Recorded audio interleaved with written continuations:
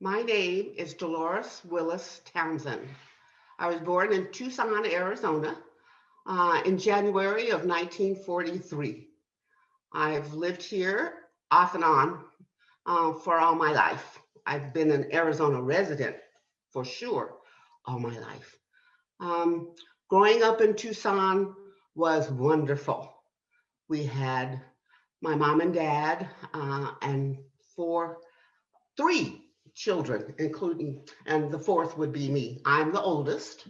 Uh, we lived on Alder Avenue, which is right across from what is now, or what is at one time, was John Spring Junior High School. Before that, it was Dunbar Elementary School. And I, being the oldest, attended Dunbar Elementary School until the fourth grade, until they integrated. As a child, I listened to the stories my mom would tell me. We first lived on 13th Street, and on 13th Street, there were three families, Black families, and their names all the last names all began with W. The Willis family, the Warrior family, and I can't even think of it. The Warriors, I can't think of it, but it'll come to me soon. And we played together and had a wonderful time. It's just that every year, one Willis, one Warrior, and one Ward. I'm sorry, I forgot there, but one Ward family. The wives of those men would all be pregnant at the same time. And my mom decided after the third child that she needed to move off of 13th Street because it was very productive and she didn't want to be productive anymore. So we moved to 932 North Alder Avenue, where we lived for a very long time. Um, we were right across the street from what we knew as the center and the park. That would be Estevan Center. And our summers, my brother Chester is 10 months younger than I am. And my sister, middle sister, was a year and a half younger than my brother. So we were stair-stepped, 5, 4, and 3, and sometimes 5, 5, and 3, because my brother and I were the same age for 2 months. He was born 10 months after I was. But we were adventurous children, to say the least. We had lots of friends. There were a lot of vacant lots that we could use for baseball fields, for softball fields.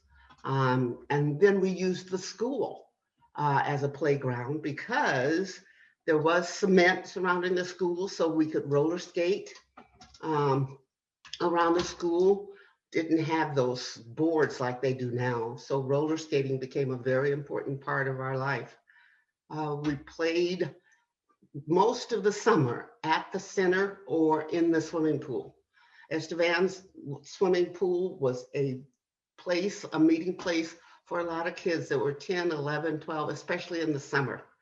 Did a lot of playing in the summer in the swimming pool. There were rules and regulations, and the only time I remember the swimming pool being closed for any amount of time is when they found a dead body in the swimming pool. And of course, they had to drain it, but it took them a week. During my growing up, Tucson was rather segregated. I can tell you that.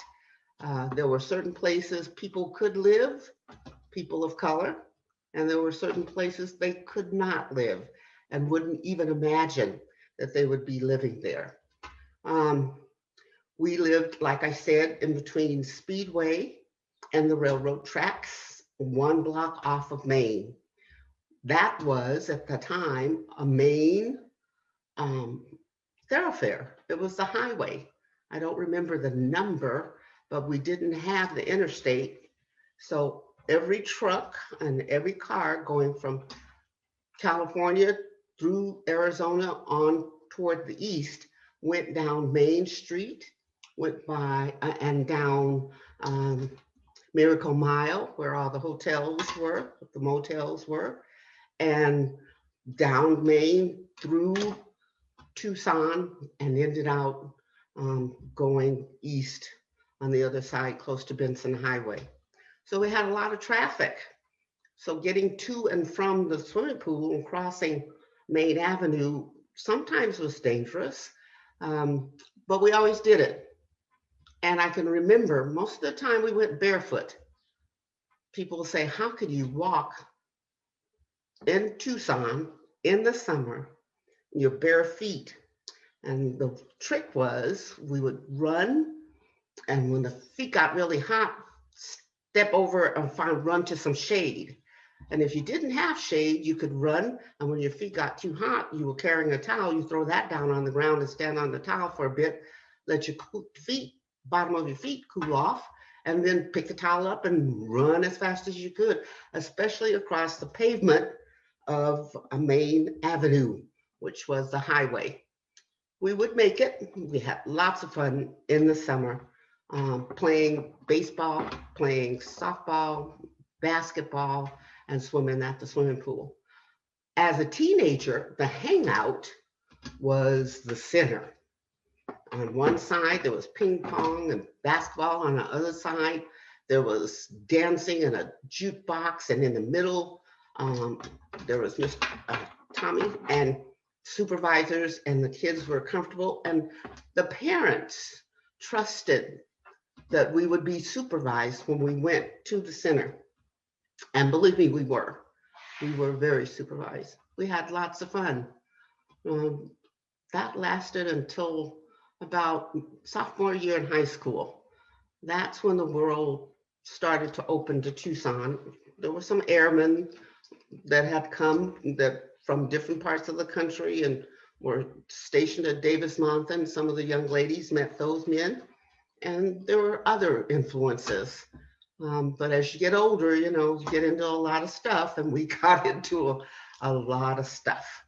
I attended Tucson High School.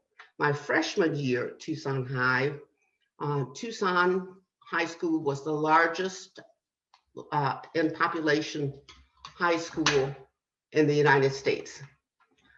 There were over 20,000 students at Tucson High at one time. And when I arrived, they had just started building Pueblo, and those kids that semester, I think, could start attending Pueblo. They were still in the process of building Rincon High School and Catalina High School. So we were on 3 shifts and going to Tucson High at the same time. I can remember when Rincon picked their colors and their mascot. They had to have a vote in the auditorium. Attending Tucson High was also interesting. But let me regress for a minute. I was fortunate enough to attend Dunbar Elementary School. I do have on my Dunbar shirt because when I started elementary school, Tucson public schools were segregated. Kinda. It was the strangest thing. You could not go to school with white people, but when you got to high school, you could go to school with white people because Tucson didn't have enough funds, they say, to build a high school just for Black people. So they attended the same high school. But in elementary school, we, as a group of people of color, attended one school, and that was Dunbar. And I can say, with being an ex-educator, I got the best education possible. I would not give that up for $1 million. Our teachers, as in most communities, were sort of put on a pedestal. But I can say in Tucson, they had reason to put them on a pedestal. Our principal, Mr. Maxwell, was a guiding light for character and for perseverance. And he would hire teachers, but those teachers had to have, even at that time, a master's degree. So with that, I can say up until almost the rest of my life, the rest of my primary life. I was led by and influenced by people of color of great stature, and I'm very proud to have had them as my instructors growing up. I had one or two that stand out in my mind. Dr. Jolivet, back then she was Mrs. Jolivet. She gave me such a love of reading that has just shaped my future. I can remember that she read to me a story, the first story, The Boxcar Children. And the reason I was so interested in that is the oldest person was a girl, and there were 3 other children, and they were all the same sequence as my family. And they were on hard times and had to find a place to live, and they lived in a boxcar. And the reason I love that story is that the pictures were in silhouette. So the pictures made the people that she was reading about look Black. And I really just was consumed. She read one book to me, and I then would try to find as many Boxcar Children books as I could possibly find. And I read those, and it led to my love of reading, which I still enjoy today. Mrs. Warner was another wonderful teacher. She took no mess, let me tell you. When she said, sit down, you sat. If she said, stand up, you would stand. And if she says, you should be sorry, and you go apologize, that's exactly what you did. With all of the sternness in her heart was as big, if not bigger, than she was. And she would love to see people succeed, her students succeed. And I was just so consumed in her warmth and gentleness. And even though she would snarl and stuff, I think she recognized that I recognized she wasn't that mean, but she just wanted you to learn. And I kind of owe a lot to those two, because that's why I, after looking at everything, ended up being a teacher and a principal and did other stuff. It was because I had such a great influence as a child with people my color as educators. Oh, I just wanted to put that in to let everybody know. In high school, things were different. Things were just opening up, I think, because in high school, my girlfriend and I, Charlene Moore and I, were always the first 2 Black girls too. We joined clubs at Tucson High. Charlene was voted one of the, I think she was the first rodeo princess, and her picture was in a yearbook. Made big deal of that.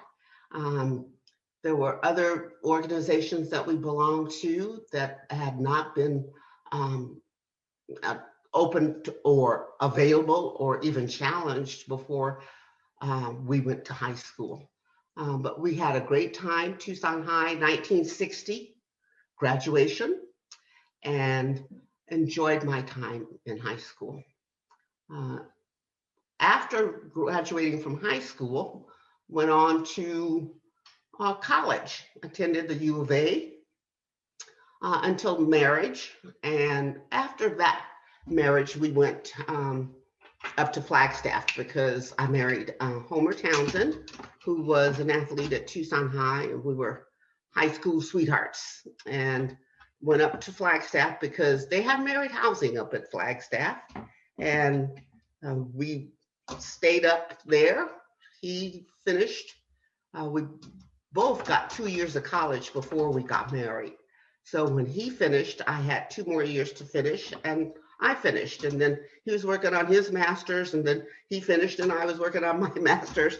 And we recognized that Flagstaff was a pretty good place to raise a family. So we went about doing that, not missing a beat about Tucson. On Christmas, on Thanksgiving, And any other time, spring break, we usually came, this was home. So we brought the kids home and we'd come home. And I kind of kept up with what was going on here in Tucson. I can tell you, after 37 years of marriage and that many years almost in Flagstaff, I returned after a divorce, returned to Tucson. Um, it was, I'll put it this way. When we left 37 years before, they were talking about freeways, improving downtown, and neighborhoods and how to keep them. When we came back, I noticed they were talking about freeways, improving downtown, especially improving downtown. And one more was added, the growth of the University of Arizona was a concern, and neighborhoods. So things were about the same. I can tell you, in looking back, there's some memories I'll share with you in looking back upon my life. My dad and my mother were very social people in Tucson. Some of you may recognize the name, some of you might not, but my dad was Chester Willis, and his wife, my mother, was Lucille Willis. My dad, for a long time, was manager of Tucson Laundry and Dry Cleaners. We always forget each other because he was the first Black man that we knew of that was on television in Tucson. I can remember 1952 when the first TV station started in Tucson. It was KOLD, and at 12 o'clock, if you can remember, they'd go off at 12 o'clock, play the national anthem, and then go to snow. And then you would turn your television off. There was nothing else to see, and go to bed. My mom and dad were the first on our block to get a TV. And so we had just a few people that would come by at certain times to visit, and we'd all sit and watch TV. Now, in those days, mom and dad sat in chairs and the kids sat on the floor. And we had this big box, blonde, and the TV screen. And we were sitting on the floor watching TV when the screen door partially opened and in crawled a Gila monster. That was kind of foreign to us because even where we lived, even though there were vacant lots and we'd never seen a Gila monster that close. And he swaggered on in and went alongside the wall and went behind the television.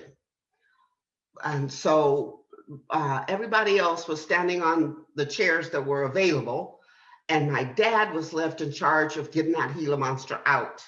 And if you could have seen the vision of my dad, a broom, and then he grabbed the garbage can and trying to get that Gila monster, he finally got it from behind the television and put the garbage can over it and told us to go somewhere. I don't know what happened to the Gila monster, but I know it probably came to no good end. But we had quite a laugh. And Dad, our valiant person, with a broom and the garbage can and going after the Gila monster. But because my dad was manager of Tucson Laundry and Dry Cleaners, that building, as you go down Stone and you go under the underpass now, if you're going toward town, there's a big vacant lot there just as you start. And that big picture of Tucson Transfer, and then the little, I think, water faucet and all that is on that side. Well, that whole block that is vacant now was Tucson Laundry and Dry Cleaners. It was huge. And the owner, I think it was Mr. Drackman, owned it, and Mr. Brickman was his best friend. They are sort of responsible for, along with several other people, bringing the Cleveland Indian ball team to Tucson for spring practice for what should have been going on this year, but they've had the strike and stuff. And when they decided that they would use Tucson, it was exciting news. Well, in one of those years, they also had a new ball player. Um, in the National League, I think, I get them mixed up every once in a while. Jackie Robinson was the first Black ball player, and he played the National League. Well, Larry Doby was in the opposite league, the American League. And I think I have him right, but I'm not sure. And so during spring training, the ball players would come and they would stay at the Santa Rita Hotel. And lo and behold, because of his color, Larry Doby was not permitted to stay at the Santa Rita Hotel. And my dad worked with Mr. Dreckman and knew Mr. Brickman. They were talking. They had to have a solution. And those two men got together and said, and they knew my mom's reputation. My mom was a wonderful hostess, a great cook. She and her sister, Amanda, sometimes catered very big, nice parties. And she'd come back home. She catered parties where John Wayne was present. She would cater parties where other movie stars were present. And they knew that and asked and knew that we had a fairly decent house. We had a 3-bedroom house. If there was any way that Larry Doby could stay with us. And so the first year, I think it was just Larry Doby. If I'm not sure though, I'm not sure. I thought about it, and I can't ask my other brothers and sisters because they've passed on, and my mom and dad has passed on. But I'm thinking that, and I will see if I can research that and find out. But I know that I had to give up my bedroom and sleep on the back porch. And if you know anything about Tucson, you know almost every house at one point or another that was built in Tucson had a screened porch area for summertime sleeping. And giving up my bed to sleep on that porch was, to me, an honor because we never got to sleep out there. And the next year, my brother, my sister, and my dad went and made a special thing of making us feel so special. He got army cots and blankets, and we could play army. We could go out and arrange them any way we wanted. And if you know how Tucson is in March, sometimes it's cold, sometimes it's warm. We had army blankets. So we were really, really warm. And we gave up our beds. And the ball players, I can remember for a few years, there was ball players like Larry Doby, of course, and then Minnie Minoso, Satchel Paige, and Luke Easter. I remember a pitcher called by the name of Al Smith, and I've tried to remember some others. I can read the articles and stuff, but I know those because they came 2 or 3 times instead of just once. The house that just filled with people. The house was filled with people that wanted to come by and say hello. You know, you're living through that at the time and you don't know it is history. You just know that something's going on and the grown-ups are acting kind of crazy. So you have to kind of stand back and be a child and listen. And I did a lot of listening. My brother was in awe because he at that time was really, really fascinated with pitching. And I can remember on the side of the house, the long side of the house, we would go out and Satchel Paige would pitch to my brother. And Luke Easter would pitch to my brother. And I'd heard here recently about some kind of famous pitch that he was associated with, and it was called a hesitation pitch, and it was supposed to, they say, go and then stop and then go again and then stop. I can honestly say as a little girl, I do remember The different variations he had. I was such a tomboy, I'll tell you that at the beginning, okay? But the variations of that ball and what that ball would do when it left that man's hands. But you have to remember, I have little hands. My hands are not very big, and as a child, they were even smaller. But I could put 4 of my hands in his one hand almost. Um, my baseball glove that I had at 10 was the same size as his hands. He was a wonderful person, kind-hearted, made you laugh, but he was a big man. He was a big man. People would rib him, and a couple people even asked him at the house, how old are you? He never shared. I'm old enough, he would say, or I don't talk about that, I say, or you have to look it up because I forgot. I remember that one. I remember that one. But he was a special person. My mom adored him.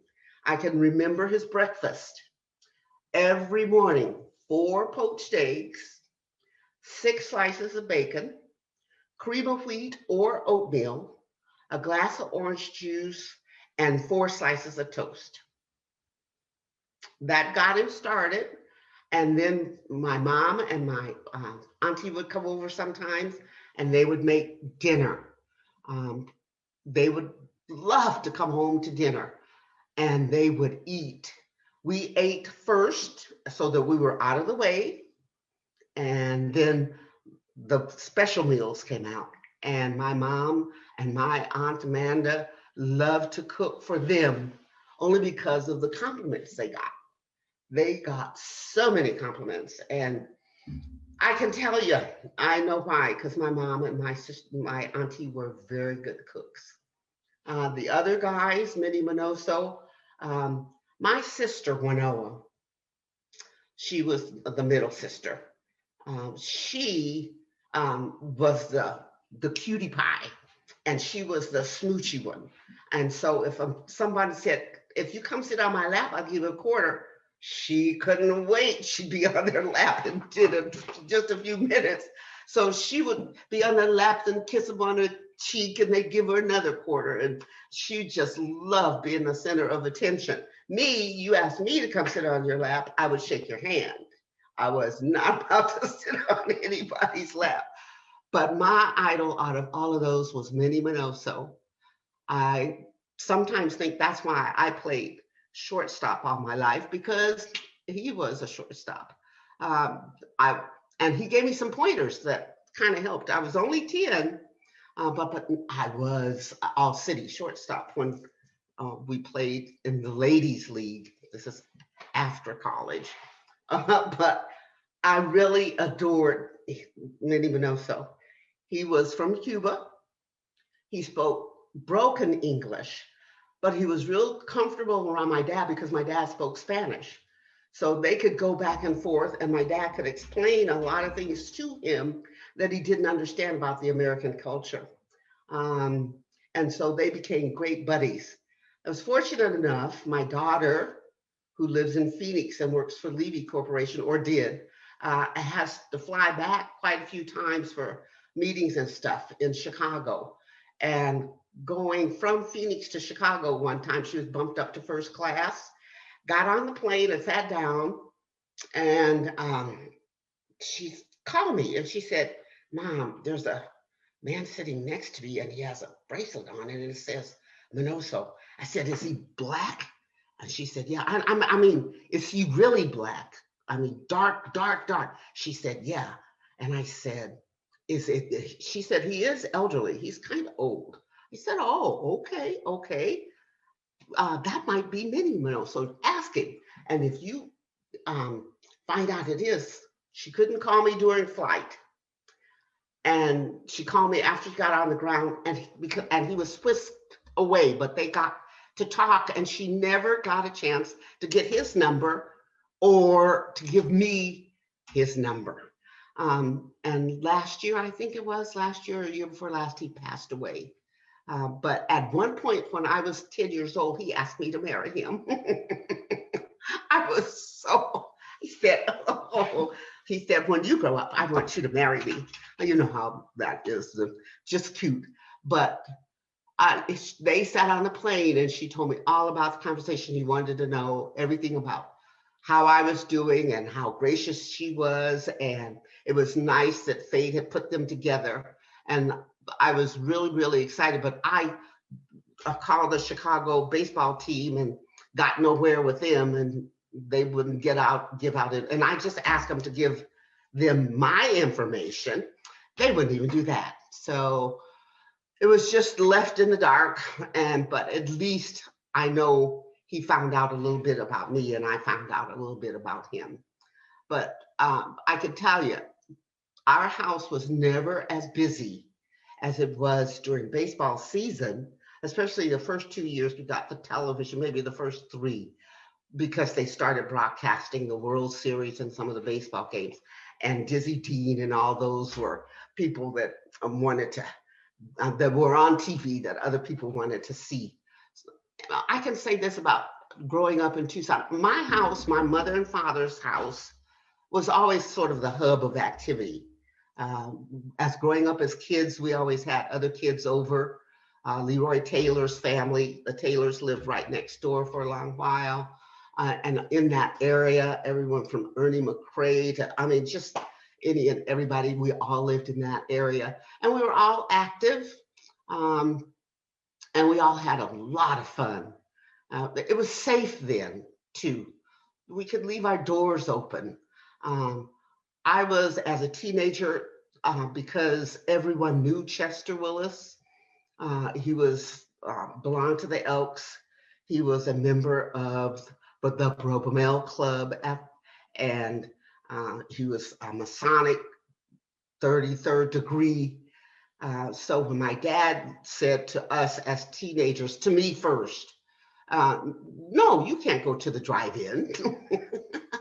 You cannot go to the drive-in. And he would say it just like this.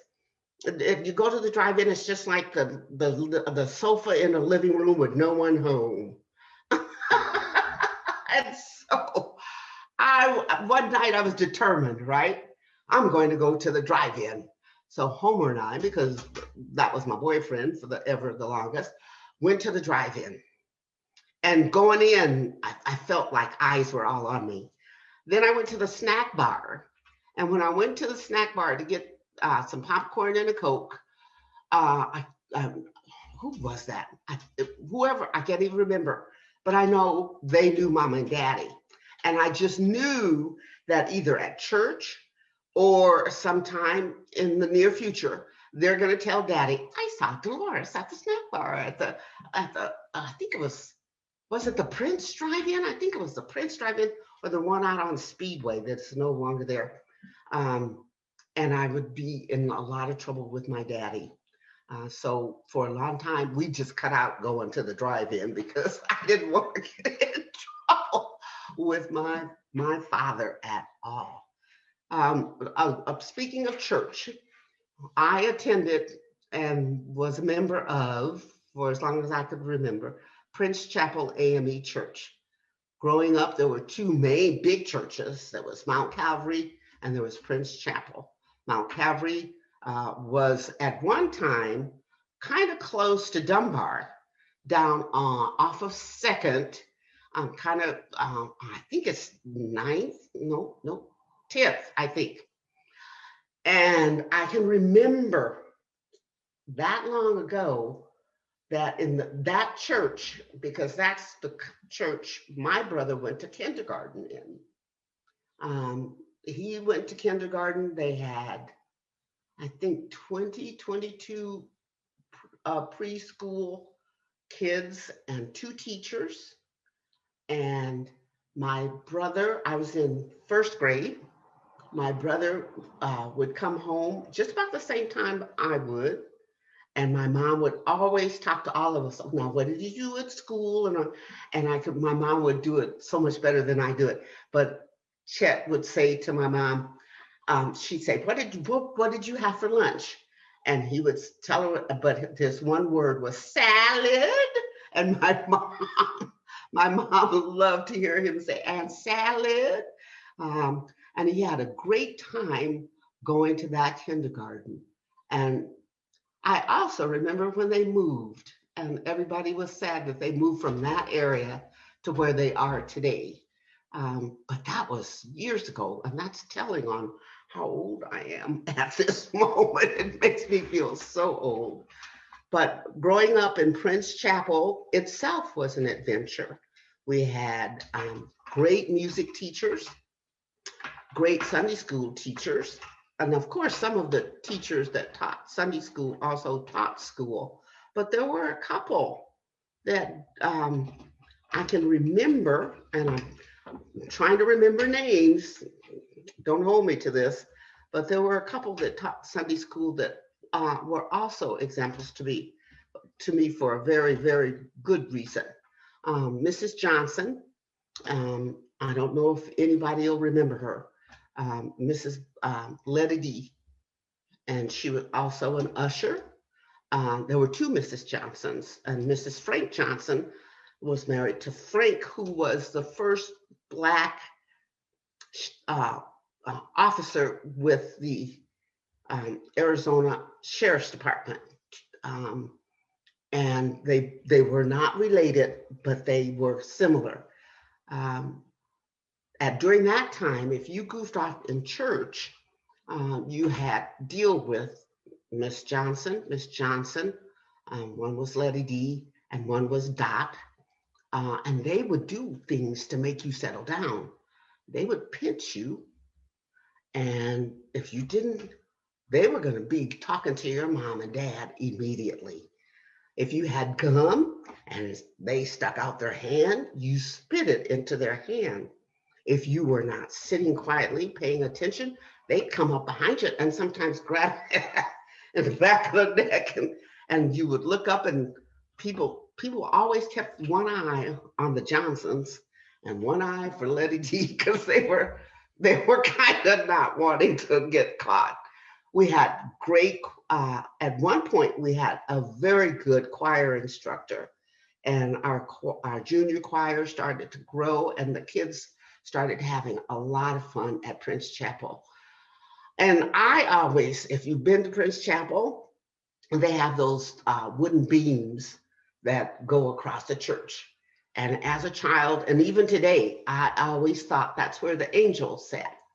And I could see them sometimes sitting up there with their little wings fluttering like this, and their legs crossed and going swinging back and forth.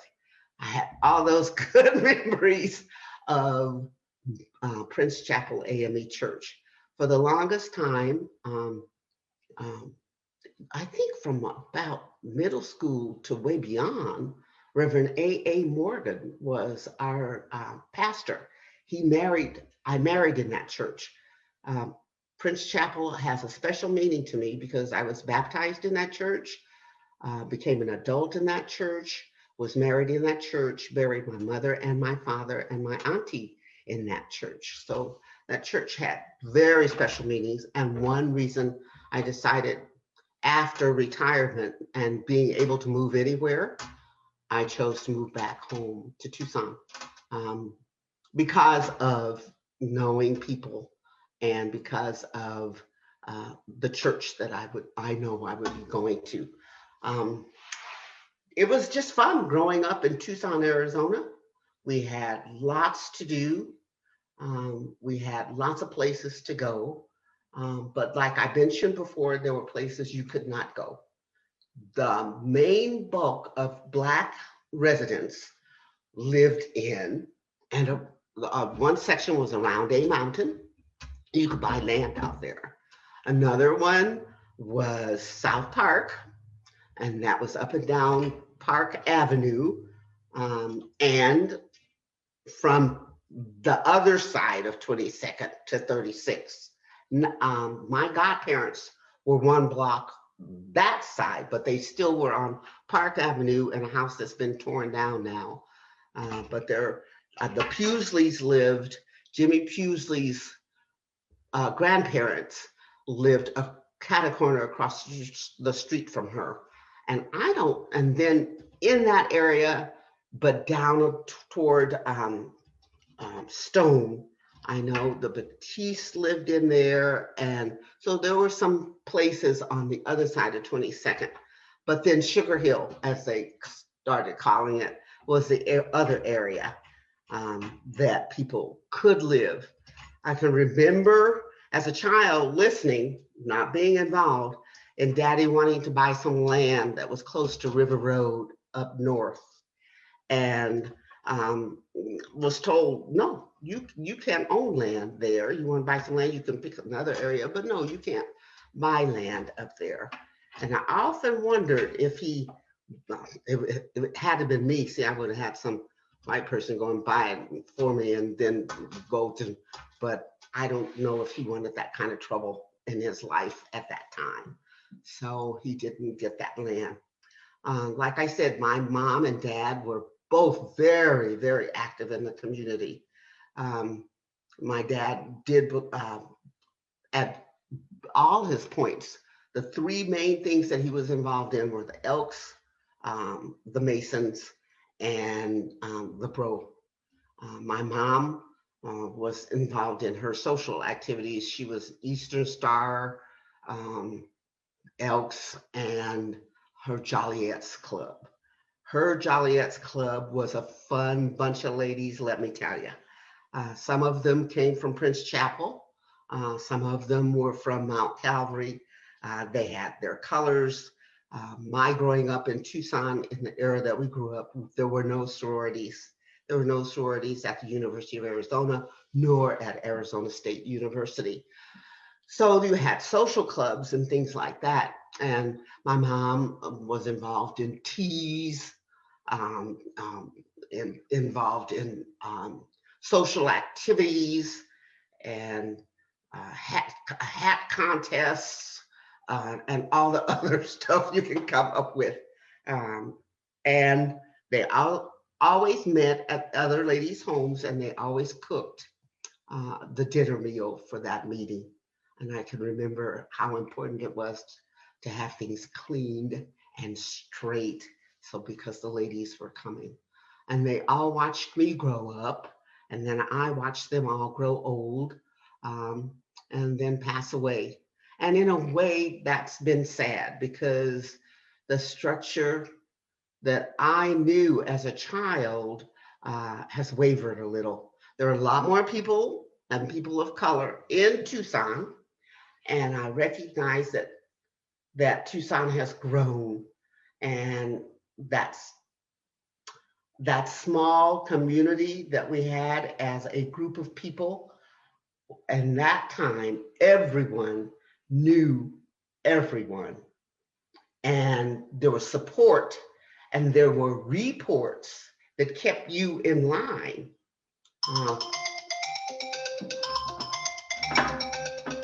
Sorry, wait, that way. There were reports and that kept you in line because word of mouth, or sometimes just picking up the phone. Some of the things that I did in school, just picking up the phone and phoning and saying to either Lucille or Chester, I just wanted you to know, nosy people. I'm just going to give you one example of knowing of how children reason, okay? I had, as a second grade teacher, Mrs. Evelyn Stewart. I've forgotten because I wasn't here. She taught Tucson public schools even after segregation, and I know she remarried, but I don't remember her name. But I do remember that Mrs. Evelyn Stewart, sometimes her lips would move just like this. And I was at Dunbar Annex. Dunbar got so big that where Phoenix Union High School is now, Evelyn Franks, that is right. Thank you, Evelyn Franks. Where the downtown campus, the side on Speedway, there was, I think it was Convent first, but there was an elementary school there, and that was Dunbar Annex, and it went kindergarten, first, second, and third grade, I think. Um, and it all those uh, doors, everything opened to the patio, which was in the center. And I was in second grade. I went to that school the entire time, walked to and from. But that certain day, the school board members were coming to visit our school. And Mrs. Franks, I will slip and call her Mrs. Stewart every once in a while, asked us to be on our best behavior, which meant to me, I heard, you can do almost anything you want to do, but just don't get caught. Okay. So they were all white people, and they came into the room, and she was fiddling with them, and we were supposed to be writing. And I took just a little bit of paper, not much, and balled it up, put it in my mouth, and chewed it for a little bit, and then threw it at someone. And I know, bad, but that was, I'll let you into it for a secret a little bit later. But when I did that, they then decided they were going to chew a piece of paper and throw it at me. Well, I didn't want to throw it at anybody else. So my next little piece of paper, I did like this and chew it, and I just threw it up, and it stuck to the ceiling. And so everyone saw that. So pretty soon somebody else, when they didn't think anyone was watching, would chew it, and throw it and stick it to the ceiling. Miss Stewart said nothing. And they went out in the breezeway, and they were talking, and she came back in, and she went up to her desk, and she sat down, and she said, Dolores Willis, first words out of her mouth. And I tried to convince her other people were doing it too. But she said, Dolores, you are a leader, and you led them to do this. And it's your, so she decided she was going to spank me. And in those days, they could, and they would, and they did. Usually they took you out of the room into the breezeway, but she was so angry, she started trying to put me in front of the kids. And as she tried to put me, and I've always been, as a child, skinny. And so she's trying to put me and hold on to and the only thing I could think was to throw a dress up in the air. I know. So she would hit and I would throw. And when I threw, let's just say her underwear needed some repair. And so some people could see that. I'm not proud of this now, but I use this as an example of how horrible time my mom had raising us, because there were 3 of us and we got into more stuff. But she was trying, and she got a couple of good licks in, but she got kind of frustrated. And as she was trying to hold me, a small rip came in my dress right here, just a small one. And she helped, stood me in front of her and talked to me some more. And she talked to the kids about the responsibility of being a leader and being asked to be quiet, and the whole teacher bit. And I went to my desk, and then it was time to go home. So on the way home, now see, I'm a child now, I'm second grade. I'm ripping this. I'm ripping it. I'm mad at her, and other people were doing it. I'm just trying.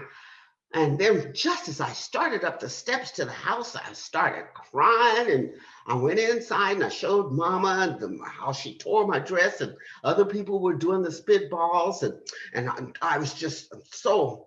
And so I thought I was doing really good. The doorbell rang, and my mom stopped and went to the door. And this is how I knew I was in real trouble. My mom said, well, hello, Evelyn. Now, if you read that in the Black community, everybody would be Miss Stewart. So you really had to know a teacher to call her by her first name.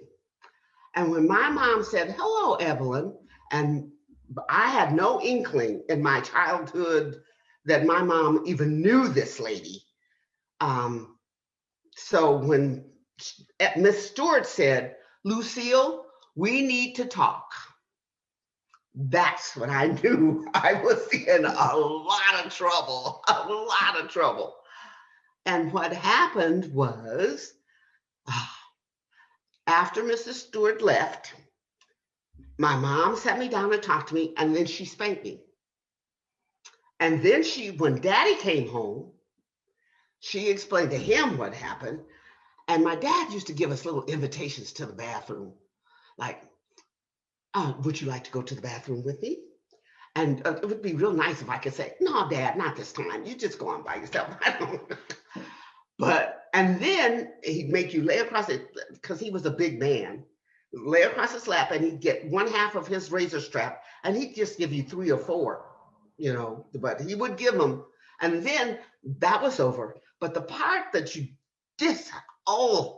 he would make you stand right in front of him, and he'd put your little hands in between his knees so that eye to eye, and then he would talk to you. That would be just like having hunks of iron put on your shoulders, and you're just thinking in quicksand, and tears would be, he would hit a nerve and tears would just jump out. And how important an education is, and how degrading you were in the classroom, and how you made this family look to the teacher. That then was my second spanking. My grandmother was visiting from Texas, and she happened to be at my auntie's house. But when she returned to our house, my mom and dad told her what happened at school that day. And my grandmother pulled off her glasses and took me into the bedroom that we were sharing at the time.